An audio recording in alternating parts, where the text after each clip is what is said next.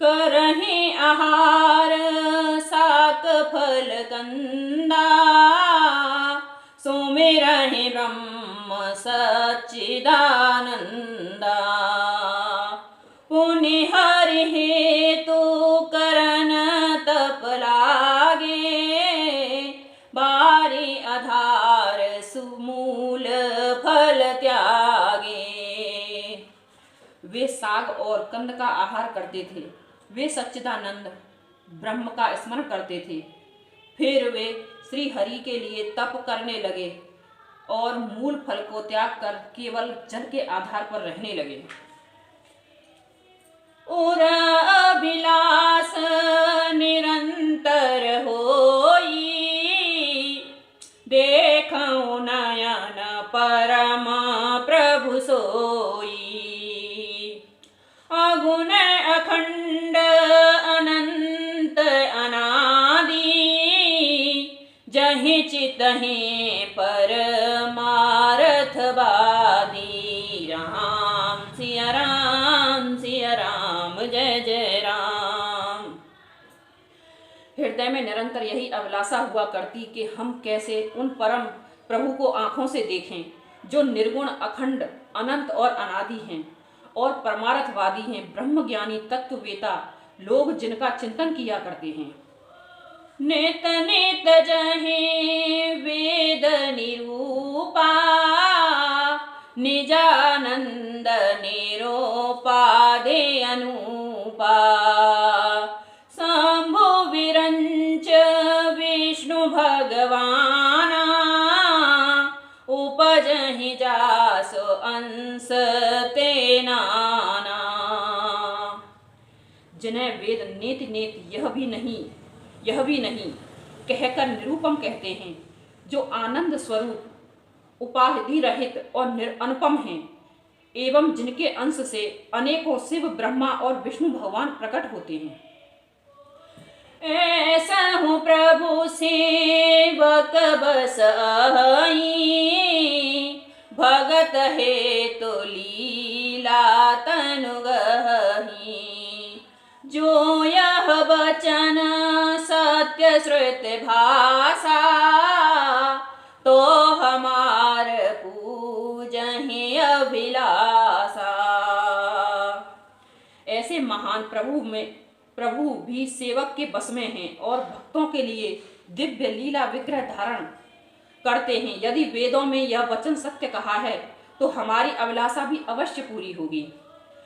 यही विध बीते बरस सट सहस बारी आहार, संबत सप्त सहस्र पुण्य रहे समीर आधार। सियावर राम जय जय राम, मेरे प्रभु राम जय जय राम। मंगल भवन अमंगल हारी, द्रवहु सुदशरथ अजिर बिहारी। राम सिया राम जय जय राम।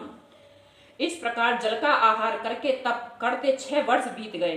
फिर 7000 वर्ष वे वायु के आधार पर रहे।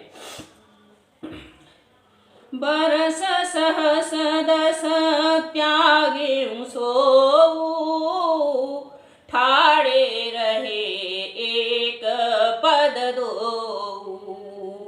विधि हरिहर तप देखी अपारा, मनु समीप आए बहुबारा। 10,000 वर्षों तक उन्होंने वायु का आधार भी छोड़ दिया। दोनों एक पैर पर खड़े रहे। उनका अपार तप देखकर ब्रह्मा विष्णु और शिवजी कई बार मुनि जी के पास आए। मांगहु वर बहु भांति लुभाए, परम धीर नहीं चलहि चलाए। आस्ते मात्र हुई रहे शरीरा, तदप मनागम नहीं पीरा। उन्होंने इन्हें अनेक प्रकार से ललचाया और कहा कि कुछ वर मांगो, पर ये परम धैर्यवान राजा रानी अपने तप से किसी के डिगाए नहीं डिगे। यद्यपि उनका शरीर हड्डियों का ढांचा मात्र रह गया था, फिर भी उनके मन में जरा भी पीड़ा नहीं होती।